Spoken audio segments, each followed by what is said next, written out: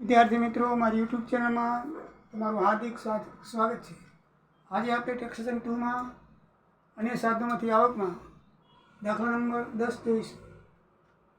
દાખલા નંબર 10ની અંદર કરપાત્ર આવકની ગણતરી કરતાં કઈ આવકો બાદ મળતી નથી એના વિશેનું છે. તો પહેલાં જોઈ લઈએ કે 5 જાતની આવકો આપણને બાદ મળતી નથી. મિત્રો, એક છે ભારત બહાર ચૂકવવાનું વ્યાજ. તમારે ભારત બહાર ચૂકવવાનું વ્યાજ હોય તો બાદ મળતું નથી. ભારત બહાર ચૂકવવાનો પગાર હોય તો બાદ મળતો નથી. પછી લોટરી, વ્યૂહરચના, હરીફાઈ, દોડ, ઘોડાદોડ, પત્તાની રમત, અન્ય રમત કે જુગાર વગેરે આવક કરવા થયેલ ખર્ચ, એ આવક કરવાનો જે ખર્ચ થયો ને એ બાદ મળતો નથી. પછી કર ભરનાર વ્યક્તિનો અંગત ખર્ચ, આવકવેરો, સંમતિવેરો બાદ મળતો નથી. પછી ડિવિડન્ડની આવકની ગણતરી વખતે તે મેળવવા માટે થયેલ કોઈ પણ ખર્ચ, દાખલા તરીકે ડિવિડન્ડ મેળવવા માટે બેંકે કયો ખર્ચ કર્યો હોય, વ્યક્તિ ખર્ચ કર્યો તે બાદ મળતો નથી. સિવાય કે ડિવિડન્ડની આવકના 20%ની મર્યાદામાં શેરોમાં રોકાણ કરવા માટે લીધેલી લોનનું વ્યાજ 20%ની મર્યાદામાં મળે છે. એથી વધારે મળતું નથી. તો ચાલો મિત્રો આપણે જોઈએ. ઉદાહરણ નંબર 10ની અંદર શ્રી નીરજભાઈ એ આ રીતનું કરેલું છે. એમની 31 માર્ચ રોજ 2024ના રોજ પૂરા થતા વર્ષની અન્ય સાધનોની આવક નક્કી કરવાની છે. 31 માર્ચ 2024ના રોજ પૂરા થતા વર્ષ દરમિયાન આકસ્મિક આવકો: લોટરીનું ઇનામ 70,000 રૂપિયા, મૂળ સ્થાનેથી આવકવેરાની કપાત 30%, શબ્દરચનાની ઇનામ ગ્રોસ 50,000, વારસામાં મળેલ રકમ 15,000, આણંદી કલ્યાણજી લિમિટેડના ઇક્વિટી શેરો પર ગ્રોસ ડિવિડન્ડ 1 લાખ, ડિવિડન્ડ ઉઘરાવી આપવા બદલ બેંકે ₹2600 કમિશન વસૂલ કર્યું અને આણંદી કલ્યાણજી લિમિટેડના શેરોમાં રોકાણ કરવા લીધેલ લોનનું વ્યાજ 22,540 ચૂકવવું પડ્યું હતું. તો મિત્રો, એની આવકની ગણતરી કરવાની છે. બરાબર છે મિત્રો? જોઈએ આપણે આવકની ગણતરી. એકદમ ઇઝી અને સરળ છે.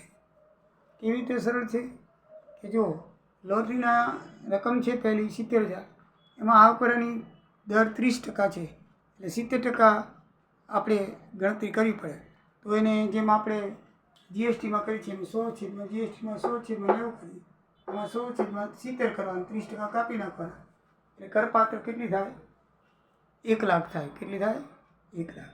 કારણ કે જીએસટી કપાઈને આવે. જેમ જીએસટી કપાઈને આવે ને એમાં આમાં ટીડીએસ કપાઈને આવે. આ ટીડીએસ કપાઈને આવી છે. એટલે એનું મૂળ ઇનામ કેટલું હશે? 1 લાખનું. દર આકારણી થશે 1 લાખ ઉપર. ટીડીએસ છે કે જીએસટી છે એ બધામાં આમ ધ્યાનમાં રાખવાનું. જેટલા ટકા હોય નીચે લખવાના, ઉપર 100 લખવાના. પછી શબ્દ હરીફાઈનું ઇનામ ગ્રોસ 50,000, એ આવક તરીકે લેખાશે કરપાત્ર. પછી આણંદી કલ્યાણજીના ઇક્વિટી શેરો પર ગ્રોસ ડિવિડન્ડ 1 લાખ રૂપિયા. તો મિત્રો, આટલી આવક એ અન્ય સાધનની કુલ ગ્રોસ આવક લેખાશે. એમાંથી ખાસ કપાત તરીકે આપણે એને 20% જે કલ્યાણજી આણંદી ઇક્વિટી શેર ખરીદવા માટે એને લોન લીધી હતી એના પર વ્યાજ 22,540 છે. 1 લાખની લોન લીધી હતી. પણ મિત્રો, 1 લાખની લોન લીધી હોય તો 1 લાખના 20% સુધી માફ મળે. શરત નંબર 5 મુજબ 20% સુધી. પછી મળતી નથી. એટલે 20,000 રૂપિયા થાય એ એને ખાસ કપાત તરીકે બાદ મળશે. બાકીના 15,000 વારસામાં મળેલ છે એને છે એમાં આવતી નથી. વારસા મળેલ કોઈ પણ રકમમાં લેખાતી નથી. બરાબર છે? બાકી તો મિત્રો બધું બરાબર છે. એટલે બીજી એક છે કે ડિવિડન્ડની ગણતરી વખતે થયેલ કોઈ પણ ખર્ચ એ બાદ મળતું નથી. તો 2600 કમિશન એને વસૂલ કર્યું હતું તો એ બાદ મળશે નહીં. બરાબર છે ને? એટલે એની કરપાત્ર આવક આટલી ગણાશે. કેટલી ગણાશે? 2,30,000. એટલે કે કરપાત્ર આવકની ગણતરીમાં નીચેની આવકો બાદ મળતી નથી. એટલે કે એ આવકો જેમાં બાદ મળે છે ને 20,000 કુલ ગ્રોસાકમાંથી, એમાં આ જે આવકો છે કોઈ બાદ નહીં મળે. કોઈ પણ ખર્ચ થયો એ બાદ નહીં મળે. એક જ બાદ મળે, સિવાય કે શેરનું રોકાણ ડિવિડન્ડની આવકમાં લેવા માટે રોકાણ કર્યું હોય, લોન લીધી હોય તો એનું 20% બાદ મળે. એટલે 20% બાદ મળી. બાકી 15,000 જે છે વારસા મળેલી, પછી 2600 રૂપિયા કમિશન ચૂક્યું છે ડિવિડન્ડ ઉઘરાવા બદલ, એ કે બાદ મળતું નથી. એટલે અન્ય સાધનોની કરપાત્ર આવક મિત્રો 2,30,000 થશે. જય સિયારામ, જય દ્વારિકાધીશ. આવજો.